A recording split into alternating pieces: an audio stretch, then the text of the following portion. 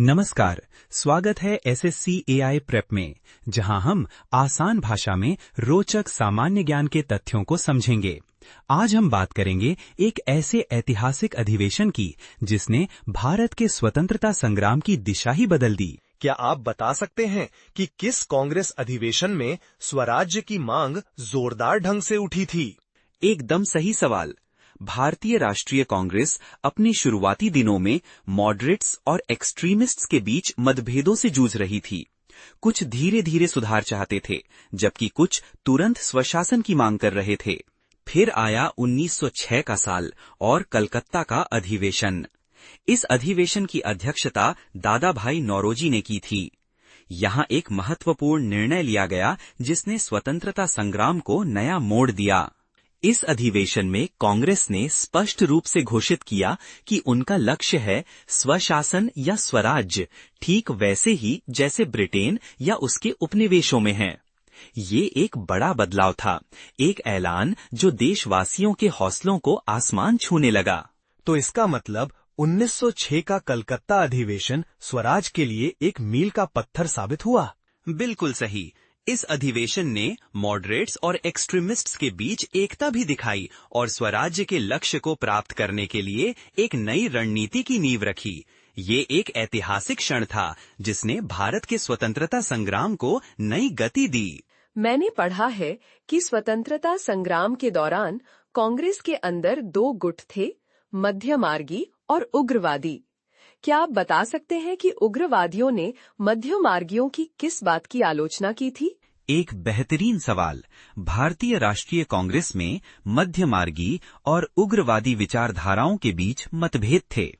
मध्यमार्गी धीरे धीरे सुधार चाहते थे, ब्रिटिश सरकार से बातचीत और याचिकाओं पर जोर देते थे। लेकिन उग्रवादी इस रणनीति से सहमत नहीं थे। उन्हें लगता था कि ये ब्रिटिश सरकार के सामने भिक्षावृत्ति जैसा है, यानी सिर्फ भीख मांगना। उनका मानना था कि अधिक आक्रामक तरीकों से ही स्वराज्य प्राप्त किया जा सकता है। लाला लाजपत राय, बाल गंगाधर तिलक और बिपिन चंद्र पाल, जिन्हें लाल बल पाल के नाम से जाना जाता है, उग्रवादियों के प्रमुख नेता थे। इन्होंने ब्रिटिश वस्तुओं का बहिष्कार, स्वदेशी उद्योगों को बढ़ावा देने और जन आंदोलन जैसे तरीकों पर जोर दिया। 1907 के सूरत अधिवेशन में कांग्रेस में मध्यमार्गियों और उग्रवादियों के बीच स्पष्ट मतभेद सामने आए, जिससे कांग्रेस में एक बड़ा विभाजन हुआ। हालांकि दोनों गुटों ने स्वतंत्रता के लक्ष्य को प्राप्त करने के लिए अपने अपने तरीके से योगदान दिया। मैंने पढ़ा है कि भारतीय स्वतंत्रता संग्राम में उग्रवादियों ने कई मांगे रखी थीं। क्या आप बता सकते हैं कि उनकी प्रमुख मांगे क्या थीं और क्या कोई ऐसी मांग थी जो उन्होंने नहीं रखी थी? एक बहुत ही अच्छा प्रश्न। भारतीय राष्ट्रीय कांग्रेस के भीतर उग्रवादियों का एक महत्वपूर्ण दल था, जिसमें बाल गंगाधर तिलक, बिपिन चंद्र पाल और लाला लाजपत राय जैसे नेता शामिल थे। इनकी प्रमुख मांगें पूर्ण स्वराज, स्वदेशी उद्योगों का प्रचार और ब्रिटिश शासन से पूर्ण स्वतंत्रता थी। लेकिन संवैधानिक सुधार उनकी प्राथमिक मांगों में शामिल नहीं था। वे मौजूदा संविधान में संशोधन करने के बजाय ब्रिटिश शासन से पूरी तरह मुक्ति चाहते थे। उनका मानना था कि संवैधानिक सुधारों से उन्हें वास्तविक स्वतंत्रता नहीं मिलेगी। वे अधिक क्रांतिकारी बदलाव चाहते थे, जो संवैधानिक समायोजन से परे थे। तो याद रखें, पूर्ण स्वराज, स्वदेशी और पूर्ण स्वतंत्रता ये उग्रवादियों की प्रमुख मांगे थीं, लेकिन संवैधानिक सुधार नहीं। मैंने पढ़ा है कि स्वतंत्रता संग्राम के दौरान उग्रवादियों ने आर्थिक आत्मनिर्भरता पर बहुत जोर दिया था। क्या आप समझा सकते हैं कि आखिर क्यों? एक बहुत ही महत्वपूर्ण प्रश्न। भारतीय राष्ट्रीय आंदोलन के उग्रवादी मानते थे कि ब्रिटिश शासन से मुक्ति के लिए आर्थिक आत्मनिर्भरता अत्यंत आवश्यक थी। उनका तर्क था कि ब्रिटिश भारत के संसाधनों का शोषण कर रहे थे और ड्रेन ऑफ वेल्थ नीतियों के माध्यम से देश का धन लूट रहे थे, जैसा कि दादा भाई नौरोजी ने भी रेखांकित किया था। इस शोषण का मुकाबला करने के लिए उन्होंने स्वदेशी वस्तुओं को बढ़ावा देने और विदेशी, खासकर ब्रिटिश माल के बहिष्कार का समर्थन किया। उनके लिए आर्थिक आत्मनिर्भरता भारत पर ब्रिटिश नियंत्रण को कमजोर करने और भारतीय जनता पर उनकी पकड़ को ढीला करने का एक तरीका था। बाल गंगाधर तिलक, बिपिन चंद्र पाल और लाला लाजपत राय जैसे प्रमुख नेता इस आंदोलन में सबसे आगे थे। उनकी रणनीति में स्वदेशी उद्योगों को बढ़ावा देना, स्थानीय कारीगरों को प्रोत्साहित करना और भारतीय निर्मित वस्तुओं में गर्व की भावना पैदा करना शामिल था। ये तरीका ब्रिटिश प्रभुत्व की आर्थिक नींव को कमजोर करके स्वराज प्राप्त करने की व्यापक रणनीति का हिस्सा था। आत्मनिर्भरता पर ध्यान देने से राष्ट्रीय आत्मविश्वास बढ़ाने और भारतीयों को अपने आर्थिक और राजनीतिक भाग्य का नियंत्रण करने का लक्ष्य था। ये ध्यान रखना महत्वपूर्ण है कि करों में वृद्धि, निर्यात को बढ़ावा देना या ब्रिटिश अधिकार को मजबूत करना उग्रवादियों के एजेंडे में कतई नहीं था। वे ब्रिटिश शोषण को समाप्त करने और स्वशासन प्राप्त करने के लिए प्रतिबद्ध थे। मुझे याद है कि कांग्रेस में कभी मतभेद थे। किस अधिवेशन में ये मतभेद खत्म हुए और दोनों गुट फिर से एक साथ आए? एक बहुत ही महत्वपूर्ण घटना 1916 का लखनऊ अधिवेशन भारतीय राष्ट्रीय कांग्रेस के इतिहास में एक मील का पत्थर साबित हुआ। इस अधिवेशन में उग्रवादी और नरमपंथी गुटों का पुनर्मिलन हुआ, जिससे 10 वर्षों से चली आ रही फूट का अंत हुआ। यह फूट 1907 के सूरत अधिवेशन में शुरू हुई थी। यह पुनर्मिलन बाल गंगाधर तिलक, एनी बेसेंट और गोपाल कृष्ण गोखले जैसे नेताओं के प्रयासों का परिणाम था, जिन्होंने दोनों गुटों के बीच की खाई को पाटने में महत्वपूर्ण भूमिका निभाई। लखनऊ अधिवेशन में कांग्रेस ने ऑल इंडिया मुस्लिम लीग के साथ ऐतिहासिक लखनऊ समझौता भी किया, जिससे स्वशासन के संघर्ष में हिंदू मुस्लिम एकता का प्रदर्शन हुआ। यह अधिवेशन अंबिकाचरण मजूमदार की अध्यक्षता में हुआ था, जो कांग्रेस के एक प्रमुख नेता थे। यह पुनर्मिलन कांग्रेस को और मजबूत बनाता है और ब्रिटिश शासन के खिलाफ उसकी लड़ाई को नया आयाम देता है। यह भारत के स्वतंत्रता संग्राम में एक महत्वपूर्ण कदम था। याद रखें, सूरत अधिवेशन ने कांग्रेस को नरमपंथियों और उग्रवादियों में बांट दिया था, जबकि लखनऊ समझौते ने हिंदुओं और मुसलमानों को एक साथ लाया। तिलक जी की भूमिका दोनों गुटों को मिलाने में अत्यंत महत्वपूर्ण थी। लखनऊ समझौता, मुझे याद है, ये बहुत महत्वपूर्ण था राष्ट्रीय आंदोलन में। लेकिन ये समझौता किन नेताओं के बीच हुआ था, मुझे ठीक से याद नहीं आ रहा है। एकदम सही सवाल। लखनऊ समझौता 1916 में भारतीय राष्ट्रीय कांग्रेस और मुस्लिम लीग के बीच हुआ एक ऐतिहासिक समझौता था। यह समझौता बाल गंगाधर तिलक और मोहम्मद अली जिन्ना के बीच संपन्न हुआ। ये समझौता दिसंबर 1916 में लखनऊ में दोनों दलों के संयुक्त अधिवेशन में हुआ था। इस समझौते के परिणाम स्वरूप मुस्लिम लीग के नेता भारतीय स्वतंत्रता की मांग करने वाले कांग्रेस आंदोलन में शामिल होने के लिए सहमत हुए। यह हिंदू मुस्लिम एकता की एक महत्वपूर्ण मिसाल थी। इस समझौते में कुछ प्रमुख मांगे भी शामिल थीं, जैसे कि परिषदों में निर्वाचित सीटों की संख्या में वृद्धि, प्रांतों में अल्पसंख्यकों की सुरक्षा, सभी प्रांतों को स्वायत्तता प्रदान करना और कार्यपालिका को न्यायपालिका से अलग करना। यह समझौता हिंदू मुस्लिम एकता का प्रतीक माना जाता है और स्वतंत्रता संग्राम में एक महत्वपूर्ण मोड़ था। दांडी मार्च, ये तो हम सभी ने सुना है, लेकिन मुझे ठीक से याद नहीं आ रहा है कि ये किस आंदोलन का हिस्सा था। क्या ये असहयोग आंदोलन था? बहुत अच्छा सवाल। दांडी मार्च सविनय अवज्ञा आंदोलन का एक अहम हिस्सा था। 12 मार्च 1930 को साबरमती आश्रम से शुरू हुआ ये मार्च 6 अप्रैल 1930 को दांडी पहुंचा। 24 दिनों में 240 मील की ये यात्रा नमक कानून तोड़ने और ब्रिटिश शासन के खिलाफ एक शक्तिशाली विरोध प्रदर्शन थी। गांधी जी ने समुद्री पानी से नमक बनाकर नमक कानून का उल्लंघन किया, जिससे जनता में एक बड़ा उत्साह आया। इस आंदोलन को नमक सत्याग्रह या सविनय अवज्ञा आंदोलन के नाम से भी जाना जाता है। लॉर्ड इरविन उस समय वाइसराय थे और सरोजिनी नायडू महात्मा गांधी के साथ इस मार्च में शामिल थीं। अब आइए खिलाफत आंदोलन, असहयोग आंदोलन और भारत छोड़ो आंदोलन पर भी थोड़ा प्रकाश डालते हैं। ये समझना जरूरी है कि ये सभी आंदोलन स्वतंत्रता संग्राम के विभिन्न चरण थे, जिनमें अलग अलग रणनीतियां और उद्देश्य थे। खिलाफत आंदोलन 1919, 1922 अली बंधुओं मोहम्मद अली और शौकत अली द्वारा शुरू किया गया था, तुर्की के खलीफा के पद की बहाली के लिए। मौलाना अबुल कलाम आजाद ने भी इस आंदोलन का नेतृत्व किया और महात्मा गांधी और कांग्रेस का समर्थन प्राप्त था। असहयोग आंदोलन गांधी जी द्वारा 1 अगस्त 1920 को शुरू किया गया था रॉलेट एक्ट, जलियांवाला बाग हत्याकांड और खिलाफत आंदोलन के विरोध में। इसमें सरकारी पदों का त्याग, चुनावों का बहिष्कार, विदेशी वस्तुओं का बहिष्कार और राष्ट्रीय स्कूलों की स्थापना जैसे कार्यक्रम शामिल थे। भारत छोड़ो आंदोलन या अगस्त क्रांति 8 अगस्त 1942 को कांग्रेस द्वारा शुरू किया गया था, भारत छोड़ो के नारे के साथ। गांधी जी ने करो या मरो का नारा दिया था। यह आंदोलन ब्रिटिशों से भारत की स्वतंत्रता की मांग करने वाला एक शक्तिशाली आंदोलन था। हमने स्वतंत्रता संग्राम के कई नेताओं के बारे में पढ़ा है। मुझे याद नहीं आ रहा है कि फॉरवर्ड ब्लॉक किसने बनाया था। क्या ये गांधी जी से जुड़ा था? एक बहुत ही महत्वपूर्ण सवाल। फॉरवर्ड ब्लॉक की स्थापना सुभाष चंद्र बोस ने की थी। यह एक वामपंथी राष्ट्रवादी राजनीतिक दल था, जिसकी स्थापना 1939 में पश्चिम बंगाल में हुई थी। 3 मई 1939 को भारतीय राष्ट्रीय कांग्रेस से अलग होकर नेताजी सुभाष चंद्र बोस ने इस दल का गठन किया था।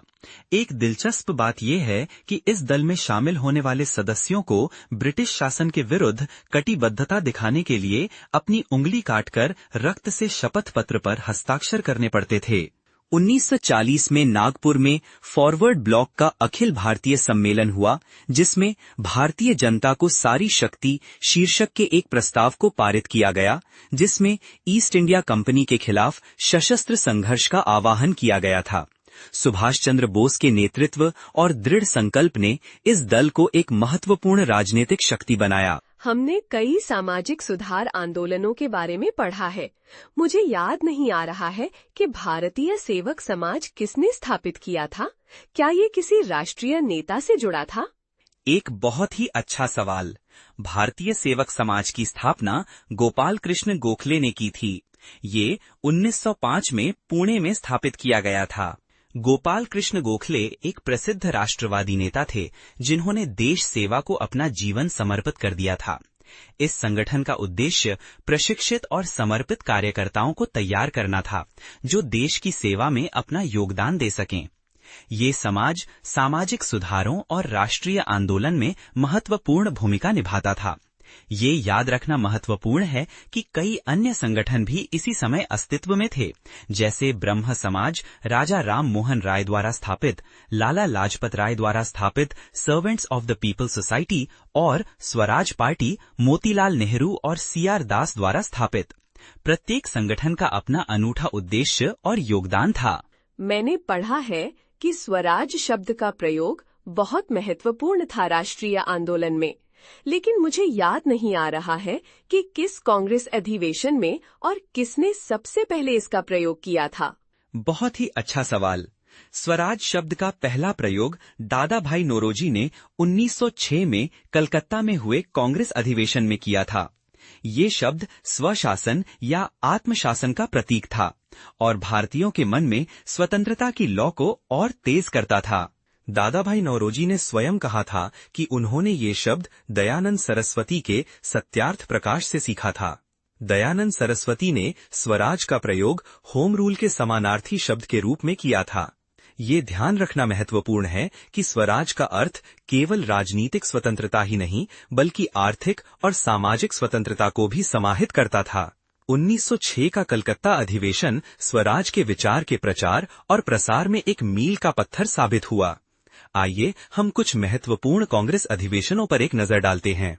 1885 में बॉम्बे, 1904 में भी बॉम्बे, 1907 में सूरत, 1916 में लखनऊ और 1911 और 1917 में कलकत्ता। प्रत्येक अधिवेशन ने राष्ट्रीय आंदोलन को एक नया मोड़ दिया।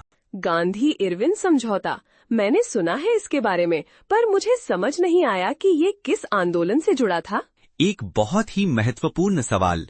गांधी इरविन समझौता भारत के सविनय अवज्ञा आंदोलन से जुड़ा था। 5 मार्च 1931 को महात्मा गांधी और लॉर्ड इरविन के बीच ये समझौता हुआ था। यह समझौता लंदन में होने वाले दूसरे गोलमेज सम्मेलन से पहले हुआ था। कांग्रेस का दूसरे गोलमेज सम्मेलन में भाग लेना, नमक कर हटाना, कांग्रेस की गतिविधियों पर लगे प्रतिबंधों को हटाना और नमक मार्च को समाप्त करना। गांधी जी ने इस समझौते के बाद सविनय अवज्ञा आंदोलन को स्थगित कर दिया था और सम्मेलन में भाग लेने के लिए राजी हो गए थे। ये याद रखना जरूरी है कि इससे पहले असहयोग आंदोलन था, जो गांधी जी का पहला बड़ा जन आंदोलन था, जो 1920 में शुरू हुआ था और जिसका मुख्य लक्ष्य स्वराज की प्राप्ति थी।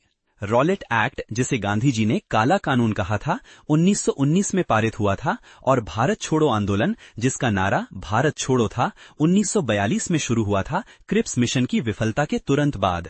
भारतीय स्वतंत्रता संग्राम के दौरान लोकमान्य तिलक ने कौन सा समाचार पत्र लिखा था? मुझे थोड़ी उलझन है, कई नाम सुनने को मिलते हैं। एक अच्छा सवाल। लोकमान्य बाल गंगाधर तिलक ने केसरी नामक समाचार पत्र लिखा था। यह मराठी भाषा में प्रकाशित होता था। उन्होंने अंग्रेजी में मराठा नामक एक और समाचार पत्र भी चलाया था। केसरी उनके विचारों और राष्ट्रीय आंदोलन में उनके योगदान का एक महत्वपूर्ण हिस्सा था। आपने अन्य समाचार पत्रों के नाम भी सुने होंगे, जैसे युगांतर, बंगाली और अमृत बाजार पत्रिका, परंतु ये अन्य पत्रकारों द्वारा संपादित थे।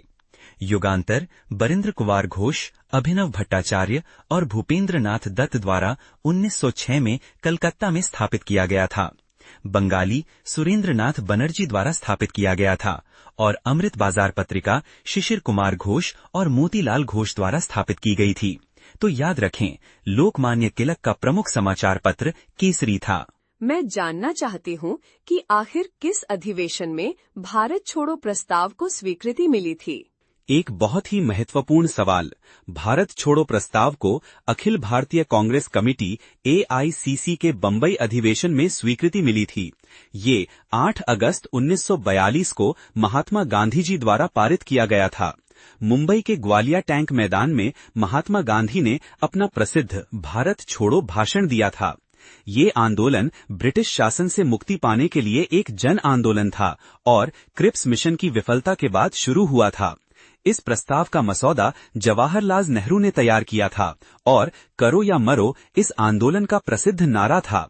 अरुणा आसफ अली को भारत छोड़ो आंदोलन की नायिका के रूप में जाना जाता है। ये याद रखना महत्वपूर्ण है कि अखिल भारतीय कांग्रेस कमेटी ही भारतीय राष्ट्रीय कांग्रेस की केंद्रीय निर्णय लेने वाली सभा थी। 1919 के भारत सरकार अधिनियम में प्रांतीय सरकार के कार्यों को आरक्षित और हस्तांतरित विषयों में बांटा गया था। मुझे समझ नहीं आ रहा है कि कौन से विषय आरक्षित श्रेणी में आते थे। एक अच्छा सवाल। 1919 का भारत सरकार अधिनियम, जिसे मॉन्टेग्यू चेम्सफोर्ड सुधार के नाम से भी जाना जाता है, प्रांतीय शासन में भारतीयों की भागीदारी बढ़ाने का प्रयास था। इस अधिनियम ने प्रांतीय विषयों को 2 भागों में बांटा, आरक्षित और हस्तांतरित। आरक्षित विषय गवर्नर और उसकी कार्यकारी परिषद द्वारा संचालित होते थे और वे विधान परिषद के प्रति जवाबदेह नहीं होते थे। इनमें न्याय प्रशासन, भूमि राजस्व और पुलिस जैसे महत्वपूर्ण विषय शामिल थे। हस्तांतरित विषयों का संचालन विधान परिषद के प्रति जवाबदेह मंत्रियों की सहायता से गवर्नर करता था। इसमें शिक्षा, स्वास्थ्य और स्थानीय स्वशासन जैसे विषय शामिल थे। तो संक्षेप में न्याय प्रशासन, भूमि राजस्व और पुलिस आरक्षित विषय थे। लंदन इंडियन सोसाइटी और ईस्ट इंडिया एसोसिएशन की स्थापना किसने की थी? ये नाम तो सुनने में ही महत्वपूर्ण लग रहे हैं। बिल्कुल सही। ये दोनों संस्थाएं भारत के स्वतंत्रता संग्राम में अहम भूमिका निभाती थीं। इनकी स्थापना दादा भाई नौरोजी ने की थी। दादा भाई नौरोजी, जिन्हें भारत के ग्रैंड ओल्ड मैन के रूप में जाना जाता है, भारतीय राष्ट्रीय कांग्रेस के संस्थापक सदस्यों में से एक थे और 3 बार कांग्रेस के अध्यक्ष भी रहे। उन्होंने 1865 में लंदन इंडियन सोसाइटी और 1867 में ईस्ट इंडिया एसोसिएशन की स्थापना की। ये संस्थाएं ब्रिटिश सरकार पर भारत के मुद्दों को प्रभावी ढंग से उठाने में महत्वपूर्ण साबित हुईं। सोचिए, उस दौर में ब्रिटेन में जाकर आवाज उठाना कितना साहसिक कदम रहा होगा। आजादी की लड़ाई में महिलाओं का योगदान कम नहीं था। मुझे विमेन्स इंडियन एसोसिएशन के बारे में और जानना है। इसकी स्थापना कब हुई थी? बहुत अच्छा सवाल। भारतीय महिलाओं के अधिकारों के लिए आवाज उठाने वाली विमेन्स इंडियन एसोसिएशन की स्थापना 8 मई 1917 को मद्रास के अडियार में हुई थी।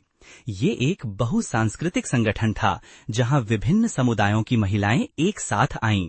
सोचिए, उस समय महिलाओं के लिए आवाज उठाना कितना मुश्किल रहा होगा। यह संगठन भारतीय महिलाओं की सामाजिक और लैंगिक दास्ता को पितृसत्ता, गरीबी और राजनीतिक वंचना से जोड़ने वाला एक महत्वपूर्ण संगठन था। उन्होंने न केवल सामाजिक सुधार की बात की, बल्कि राजनीतिक अधिकारों के लिए भी लड़ाई लड़ी। 1858 के अधिनियम के बाद भारत का शासन किसके अधीन आ गया था? ईस्ट इंडिया कंपनी के खत्म होने के बाद क्या हुआ था? एक बहुत ही महत्वपूर्ण सवाल। 1858 के भारत शासन अधिनियम ने ब्रिटिश ईस्ट इंडिया कंपनी के शासन का अंत कर दिया। कंपनी की गलतियों और 1857 के विद्रोह के बाद भारत का शासन सीधे ब्रिटिश क्राउन यानी ब्रिटिश राजा रानी के अधीन आ गया। सोचिए कितना बड़ा बदलाव आया होगा। इस अधिनियम ने एक नए युग की शुरुआत की। अब भारत का शासन लंदन में रहने वाले एक मंत्री, भारत के राज्य सचिव के हाथों में था, जिनका एक परिषद भी था जो उन्हें सलाह देता था।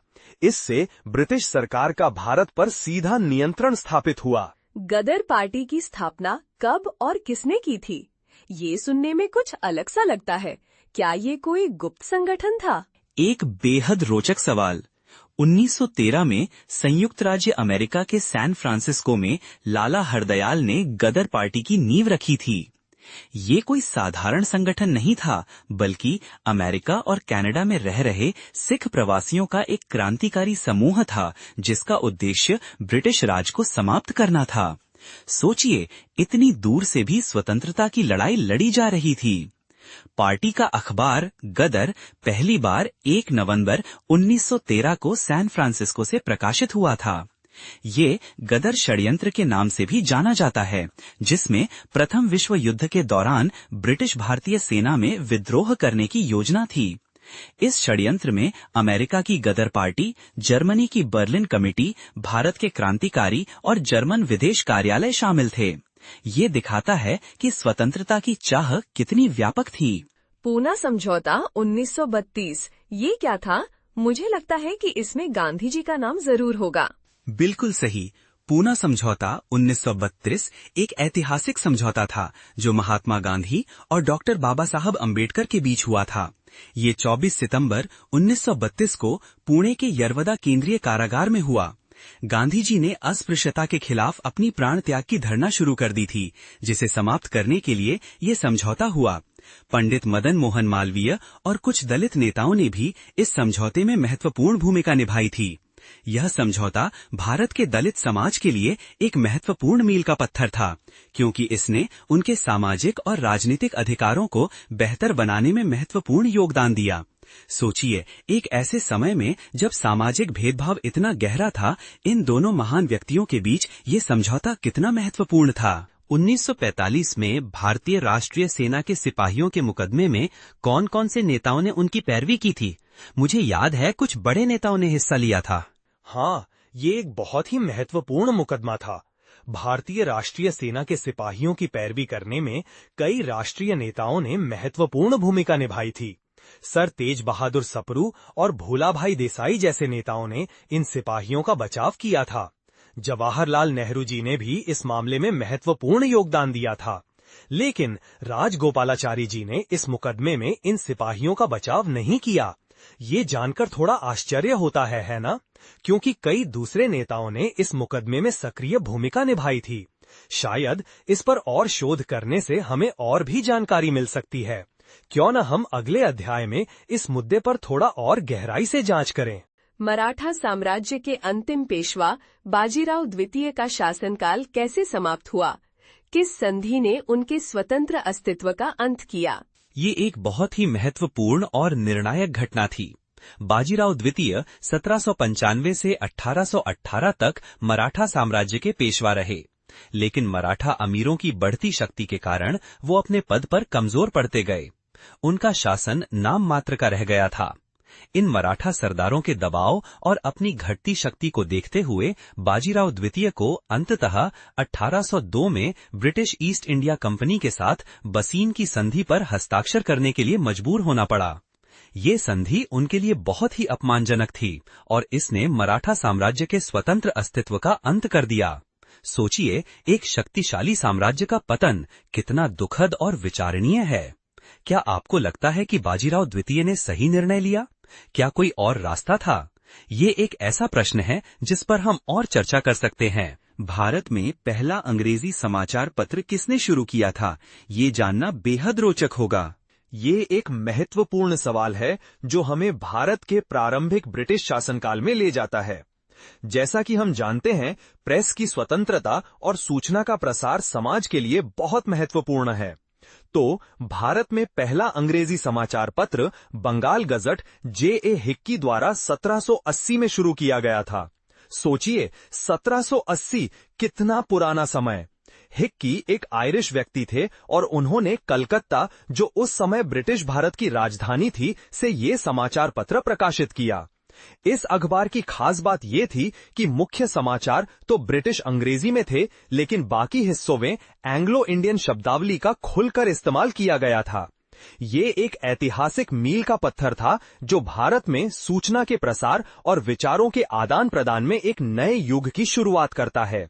क्या आप कल्पना कर सकते हैं कि उस समय इस अखबार को पढ़ने वाले लोगों का क्या अनुभव रहा होगा? वाह, अब तक तो हमने अखबारों की बात की, लेकिन अब कुछ और जानना चाहती हूँ। भारत में किसी भी राज्य की पहली महिला मुख्यमंत्री कौन थी? ये जानने में मुझे बहुत रुचि है। यह एक बहुत ही महत्वपूर्ण और प्रेरणादायक सवाल है। भारत के स्वतंत्रता संग्राम में महिलाओं की महत्वपूर्ण भूमिका रही है और राजनीति में उनका योगदान भी उल्लेखनीय है। भारत की पहली महिला मुख्यमंत्री सुचेता कृपलानी थीं। 25 जून 1908 को जन्मी सुचेता कृपलानी एक स्वतंत्रता सेनानी और राजनीतिज्ञ थीं।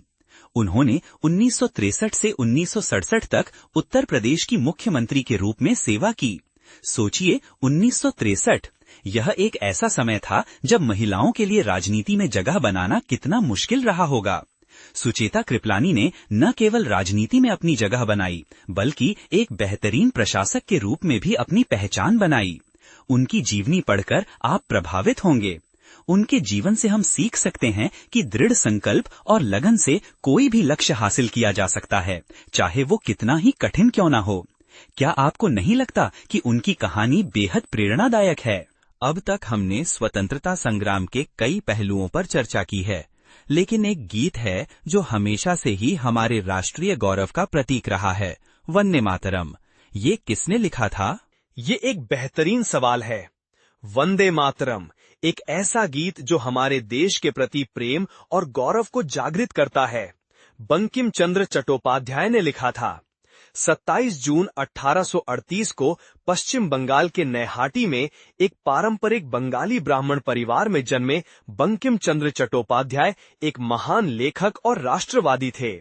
उन्होंने अपना ये प्रसिद्ध गीत अपने उपन्यास आनंद मठ 1882 में शामिल किया था। आनंद मठ एक राजनैतिक उपन्यास है जिसमें सन्यासी सेना ब्रिटिश सैनिकों से लड़ती दिखाई गई है। वंदे मातरम गीत को पढ़कर या सुनकर आपको एक अलग ही ऊर्जा का अनुभव होगा। इस गीत ने स्वतंत्रता संग्राम में महत्वपूर्ण भूमिका निभाई और राष्ट्रीय भावना को मजबूत किया। सोचिए, एक गीत कितना शक्तिशाली हो सकता है। क्या आपको नहीं लगता कि बंकिम चंद्र जी का ये योगदान अविस्मरणीय है? हमने स्वतंत्रता संग्राम के कई नायकों के बारे में जाना है, लेकिन एक ऐसा व्यक्ति भी है जिसे आधुनिक भारत का जनक माना जाता है। आप बता सकते हैं कि वे कौन थे? एक बहुत ही महत्वपूर्ण प्रश्न। आधुनिक भारत के जनक के रूप में राजा राम मोहन राय को जाना जाता है। उनके समय में सामाजिक, शैक्षिक और राजनैतिक परिवर्तन लाने में उनका अतुलनीय योगदान रहा। उन्होंने कई सामाजिक बुराइयों जैसे सती प्रथा और बाल विवाह के खिलाफ आवाज उठाई और इनके उन्मूलन के लिए कठोर प्रयास किए। उन्होंने आधुनिक शिक्षा के प्रसार पर भी बहुत जोर दिया और ब्रह्म समाज की स्थापना की, जिसने समाज में व्यापक सुधारों को जन्म दिया। सोचिए, एक व्यक्ति के प्रयास से कितना बड़ा परिवर्तन आ सकता है। राजा राम मोहन राय का योगदान वास्तव में अविस्मरणीय है और आधुनिक भारत की नींव में उनका महत्वपूर्ण हाथ है। 1919 के भारत सरकार अधिनियम में सबसे महत्वपूर्ण क्या बदलाव हुए थे? क्या केवल परिषदों का विस्तार ही था? बहुत अच्छा प्रश्न।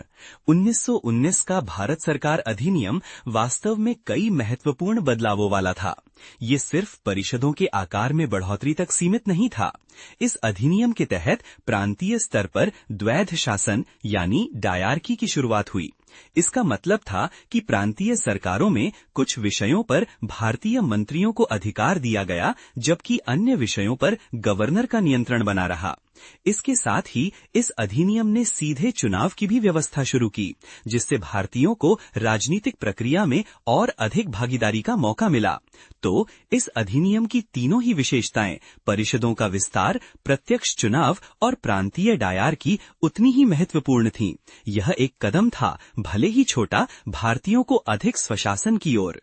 क्या आप हमें मुस्लिम सांप्रदायिकता के उदय के बारे में कुछ और बता सकते हैं? किसके प्रयासों से इसे बल मिला?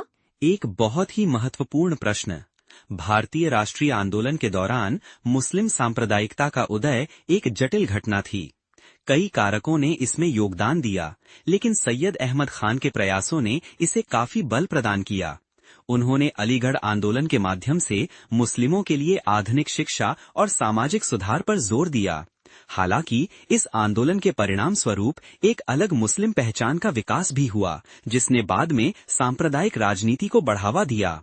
यह समझना जरूरी है कि यह एक बहुआयामी मुद्दा था, जिसमें कई व्यक्तियों और घटनाओं का योगदान था, लेकिन सैयद अहमद खान का प्रभाव निश्चित रूप से उल्लेखनीय था। उनके प्रयासों ने मुस्लिम समुदाय के भीतर एक अलग राजनैतिक चेतना को जन्म दिया, जो आगे चलकर राष्ट्रीय एकता के लिए एक चुनौती बन गया। सर, 8 अप्रैल 1929 को केंद्रीय विधानसभा के दरवाजे पर बम किसने फेंका था? यह एक बहुत ही महत्वपूर्ण और दुस्साहसी घटना थी। 8 अप्रैल 1929 को भगत सिंह और बटुकेश्वर दत्त ने मिलकर नई दिल्ली की केंद्रीय विधानसभा में बम फेंके थे। उन्होंने इंकलाब जिंदाबाद का नारा लगाया था।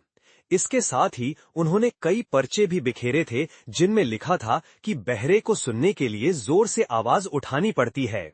यह घटना भारतीय स्वतंत्रता संग्राम का एक दिलचस्प मोड़ थी, जिसने ब्रिटिश सरकार का ध्यान खींचा और भारतीयों के क्रांतिकारी भाव को उजागर किया। भगत सिंह ने ये भी स्पष्ट किया था कि बमबारी के बाद दोनों को पार्टी के अन्य सदस्यों द्वारा नहीं बचाया जाना चाहिए था। यह एक साहसिक कदम था, जिसने स्वतंत्रता संग्राम की गंभीरता को दर्शाया। सर, नोआखली कहाँ स्थित है? ये एक महत्वपूर्ण प्रश्न है, क्योंकि नोआखली का नाम भारत के विभाजन के एक बेहद दुखद अध्याय से जुड़ा है। नोआखली बांग्लादेश में स्थित एक जिला है। यह दक्षिण पूर्व बांग्लादेश में है। 16 अगस्त 1946 को मुस्लिम लीग ने यहाँ प्रत्यक्ष कार्यवाही दिवस घोषित किया था, जिसे कलकत्ता नरसंहार के रूप में भी जाना जाता है। इस दिन एक अलग राष्ट्र की मांग को लेकर हुए दंगे नोआखली में भड़क उठे थे। ये घटना भारत के इतिहास में एक गहरी निशानी के रूप में दर्ज है, जो विभाजन के दौरान हुई हिंसा की गंभीरता को दर्शाती है। ये समझना जरूरी है कि ये केवल एक भौगोलिक स्थान नहीं है, बल्कि एक ऐतिहासिक स्मारक भी है, जो हमें अतीत के सबक याद दिलाता रहता है। सर, प्रथम कर्नाटक युद्ध के दौरान पांडिचेरी के फ्रांसीसी गवर्नर जनरल कौन थे? यह एक महत्वपूर्ण प्रश्न है, जो हमें 18वीं सदी के भारत के राजनैतिक परिदृश्य में ले जाता है। प्रथम कर्नाटक युद्ध ब्रिटिश और फ्रांसीसी शक्तियों के बीच हुए संघर्षों की एक श्रृंखला का पहला युद्ध था। इस युद्ध के दौरान पौंडीचेरी के फ्रांसीसी governor general Joseph Francois Dupleix थे। डुप्लेक्स एक कुशल और महत्वाकांक्षी प्रशासक थे, जिन्होंने अपनी कूटनीतिक और सैन्य रणनीतियों से फ्रांसीसी प्रभाव को बढ़ाने में महत्वपूर्ण भूमिका निभाई।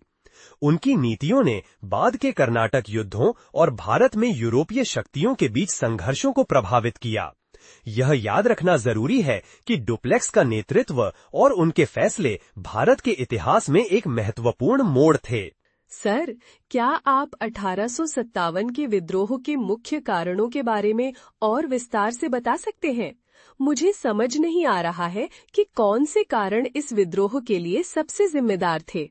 निश्चित रूप से 1857 का विद्रोह भारतीय इतिहास का एक महत्वपूर्ण मोड़ था। कई कारकों ने मिलकर इस विद्रोह को जन्म दिया। नई शिक्षा प्रणाली जिसमें पश्चिमी शिक्षा को प्राथमिकता दी गई और कई भारतीयों को लगता था कि ये उनकी संस्कृति के विरुद्ध है, एक महत्वपूर्ण कारण था। विधवा पुनर्विवाह अधिनियम हालांकि सामाजिक सुधारों की दिशा में एक कदम था, परंपरागत रीति रिवाजों से बंधे कई लोगों को अस्वीकार्य लगा।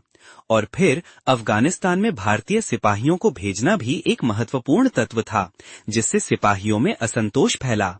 लेकिन ये ध्यान रखना महत्वपूर्ण है कि भारतीयों और ब्रिटिश लोगों के बीच विवाह पर रोक लगाने वाले कानून इस विद्रोह का प्रमुख कारण नहीं थे। ये समझना जरूरी है कि ये सभी कारक आपस में जुड़े हुए थे और उन्होंने मिलकर एक ऐसा वातावरण बनाया जिसने 1857 के विद्रोह को जन्म दिया। ये विद्रोह भारत के भविष्य को आकार देने में एक महत्वपूर्ण भूमिका निभाता है और हमें ये समझने में मदद करता है कि उस समय समाज में क्या चल रहा था।